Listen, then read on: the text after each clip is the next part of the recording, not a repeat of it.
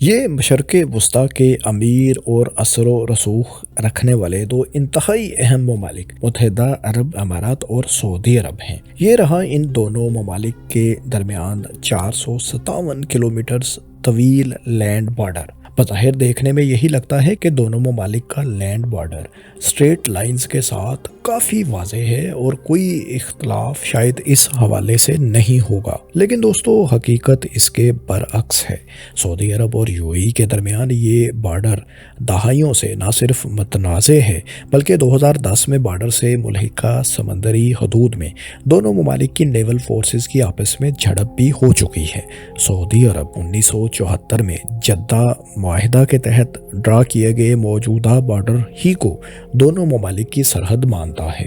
بین الاقوامی سطح پر United nation وغیرہ بھی اسی بارڈر کو تسلیم کرتے ہیں، لیکن یو اے ای کے مطابق یہ معاہدہ اس وقت کی ان کی کمزور ریاست پر دباؤ ڈال کر سائن کروایا گیا تھا۔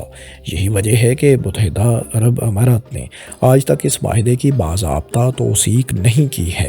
یو اے ای کے جاری کردہ نقشوں کے مطابق ان کی سرحدیں قطر سے بھی براہ راست ملتی ہیں، یعنی سعودی زمین کا یہ ٹکڑا متحدہ عرب امارات کی ابو ظہبی اسٹیٹ کا حصہ ہے۔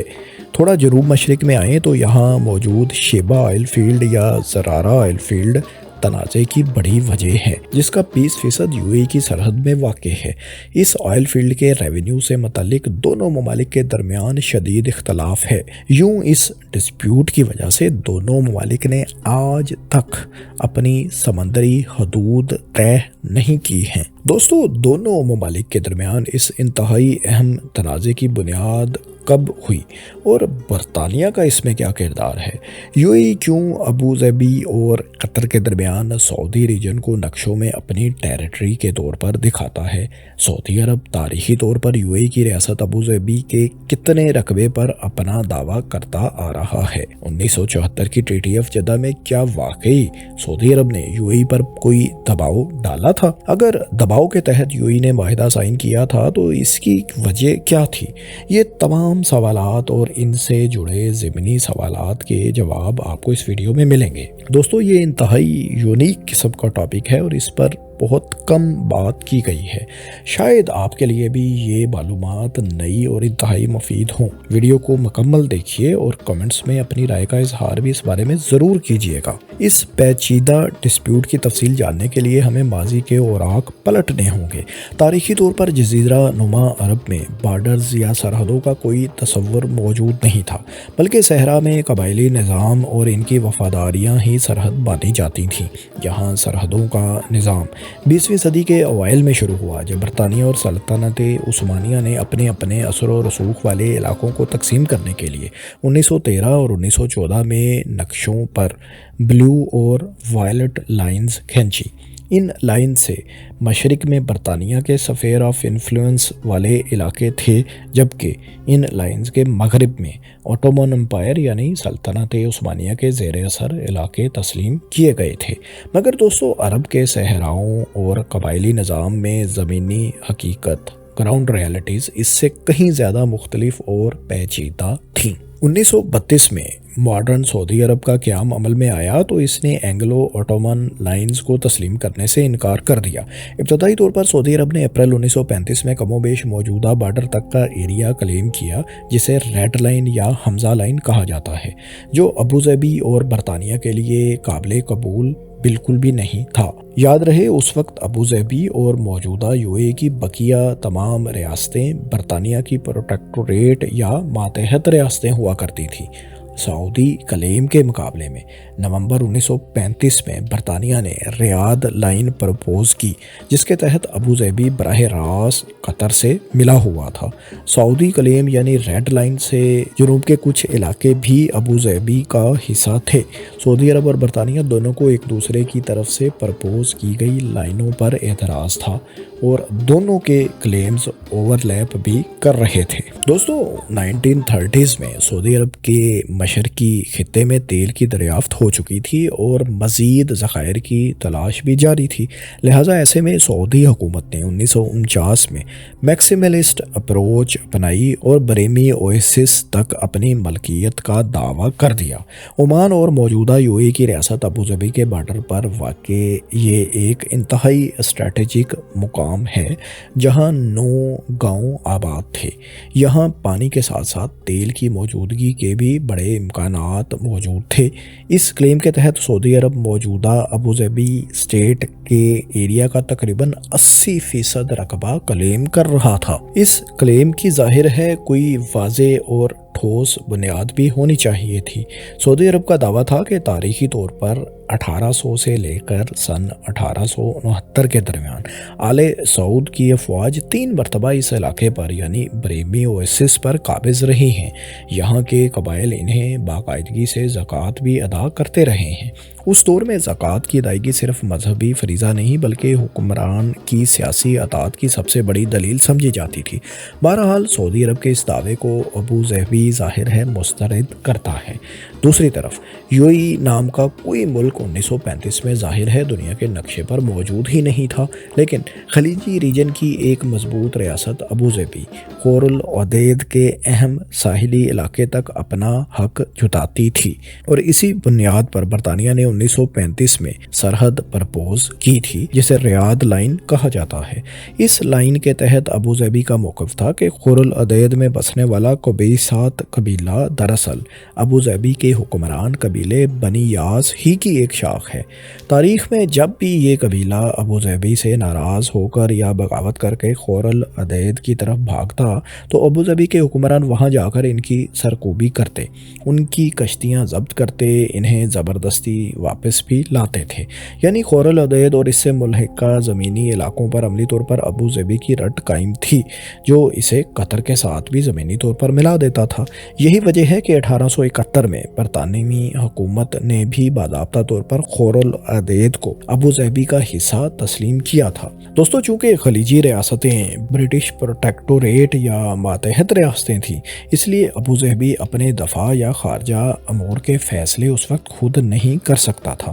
چنانچہ سعودی عرب کے ان تاریخی دعووں کے خلاف دہائیوں تک ابوظہبی کا مقدمہ برطانیہ ہی لڑتا رہا۔ ظاہر ہے اس خطے میں برطانیہ کی جانب سے تیل کی دریافت اور ایکسٹریکشن سے متعلق اپنے مفادات بھی تھے، اور وہ بلا وجہ تو ابوظہبی کی حمایت نہیں کر رہا تھا۔ اس تنازع میں ڈرامائی موڑ جنگ عظیم دوم کے بعد آیا۔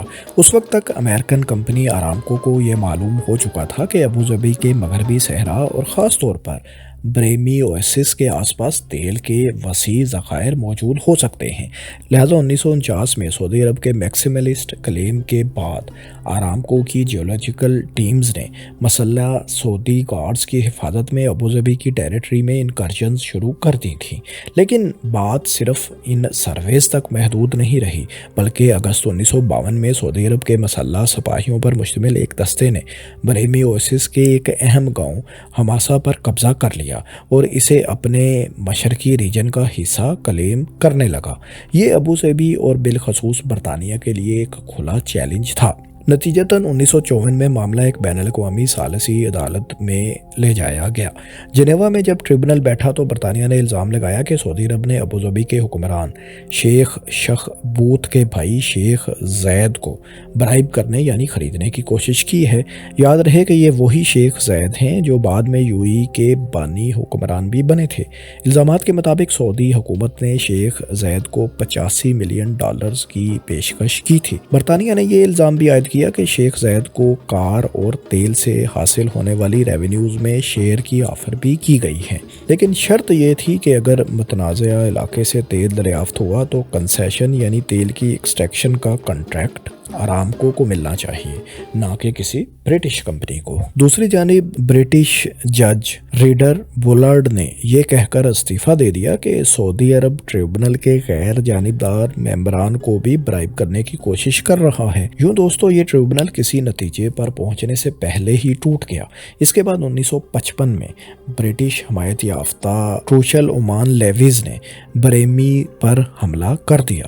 یوں ایک مختصر جھڑپ کے بعد سعودی سپاہیوں کو ریجن سے نکال باہر کیا گیا۔ دوستو ٹریبونل کے ٹوٹ جانے کے حوالے سے پرو سعودی اسکالرز کا خیال ہے کہ برطانیہ کو خدشہ تھا کہ وہ ٹریبونل میں یہ کیس ہار جائے گا، لہٰذا ریڈر بولارڈ نے پہلے ہی ٹریبونل سے استعفیٰ دے دیا تھا۔ سعودی سپاہیوں کو ریجن سے بھگانے کے بعد 1955 میں برطانیہ نے 1935 کی ریاض لائن میں معمولی رد و بدل کے ساتھ بارڈر باضابطہ طور پر ڈکلیئر کر دیا تھا۔ یاد رہے کہ اس نئی لائن کے مطابق بھی ابو ظہبی کی زمینی سرحدیں براہ راست قطر سے مل رہی تھیں۔ اسی زمانے میں برطانیہ نے پولیٹیکل ڈویژن قائم کرتے ہوئے بریمی کے 9 میں سے 6 گاؤں ابو ظہبی کے حوالے کر دیے اور 3 پر عمان کا کنٹرول تسلیم کیا گیا۔ بعض اسکالرز کے مطابق یہ امریکہ اور برطانیہ کی ریسورسز تک رسائی کے لیے آپس کی کشمکش بھی تھی، جس میں امریکہ سعودی کلیمز جبکہ برطانیہ ابو ظہبی کے کلیمز کو سپورٹ کر رہا تھا۔ 1955 میں برطانیہ کی طرف سے سعودی فورسز کو نکالے جانے کے بعد اگلے 16 برس تک یہ معاملہ دبا رہا کیونکہ برطانیہ ابو ظہبی کی سیکیورٹی کا ضامن تھا۔ 1971 میں جیسے ہی برطانیہ نے خلیج سے اپنی فوجیں نکالنے اور UAE کی آزادی کا اعلان کیا تو ابو ظہبی کے سر سے برطانیہ کا حفاظتی ہاتھ ظاہر ہے اٹھ گیا۔ سعودی عرب نے اس موقع سے فائدہ اٹھانے کا فیصلہ کیا اور UAE کی ریکگنیشن کو روک دیا۔ UAE چونکہ 7 ریاستوں پر مشتمل ایک ملک ہے، لہٰذا سعودی عرب باقی کی 6 ریاستوں کے ساتھ الگ الگ ڈیل کرتا رہا، لیکن 7ویں اور سب سے بڑی ریاست ابو ظہبی کے ساتھ اسی تنازع کی وجہ سے اس نے UAE کو ملک کے طور پر تسلیم نہیں کیا۔ دوسری طرف متحدہ عرب امارات کے لیے سعودی عرب جیسے خطے کے طاقتور ملک کی ریکگنیشن انتہائی ضروری تھی، کیونکہ ریجن کے ایک اور طاقتور ملک ایران کے ساتھ بھی اس کا جزائر پر کنٹرول کے لیے خلیج فارس میں تنازع چل رہا تھا۔ ایران تب پرشین گلف یعنی خلیج فارس میں موجود 3 جزائر جن پر UAE کا بھی دعویٰ تھا اپنے کنٹرول میں لے چکا تھا۔ یہ تینوں جزائر آج بھی ایران کے کنٹرول ہی میں ہیں، لہٰذا ایسے میں UAE کے صدر شیخ زید نے تب کے سعودی کنگ فیصل بن عبد العزیز سے کہا کہ انہیں سعودی عرب کی ریکگنیشن اور حمایت کی ضرورت ہے۔ UAE اس پوائنٹ آف ٹائم میں کمزور پوزیشن پر تھا، لہٰذا کنگ فیصل نے شرط رکھی کہ UAE سعودی شرائط کے مطابق بارڈر تسلیم کر لے تو اسے بطور ملک سعودی عرب تسلیم کر لے گا۔ یعنی دوستو مغرب میں UAE خور العدید اور اس کے قریبی ایریا سے دستبردار ہو جائے تو سعودی عرب بریمی اویسس کے علاقے سے بھی دستبردار ہو جائے گا۔ یہ کہا جا سکتا ہے کہ سعودی عرب نے بھی اپنی میکسیملسٹ اپروچ سے دستبرداری کا اعلان کیا تھا، کیونکہ وہ اب بریمی اویسس سے اپنا کلیم چھوڑنے پر رضامند تھا۔ UAE کے صدر کے پاس کوئی آپشن نہیں تھا، لہٰذا انہوں نے سعودی شرائط کے مطابق بارڈر تسلیم کر لیا اور 1974 میں جدہ ٹریٹی سائن ہوئی۔ بدلے میں سعودی عرب نے UAE کو بطور ملک تسلیم کر لیا۔ اس معاہدے کا متن 1993 میں پہلی بار سامنے آیا اور اسے سعودی عرب نے جاری کیا تھا، لیکن UAE نے اس معاہدے کی توثیق آج تک نہیں کی۔ تب شاید سعودی ریکگنیشن کی ضرورت تھی، اس لیے متحدہ عرب امارات نے سعودی شرائط پر بارڈر تسلیم کر لیا تھا۔ لیکن دوستو حیران کن طور پر UAE 1974 کے معاہدے پر بالکل بھی خوش نہیں تھا۔ وہ فوراً ہی سعودی عرب سے اس معاہدے کو ری وزٹ کرنے کا مطالبہ بھی کرنے لگا، اگرچہ یہ ضرور تھا کہ پبلکلی اس بات کا مطالبہ نہیں کیا جا رہا تھا۔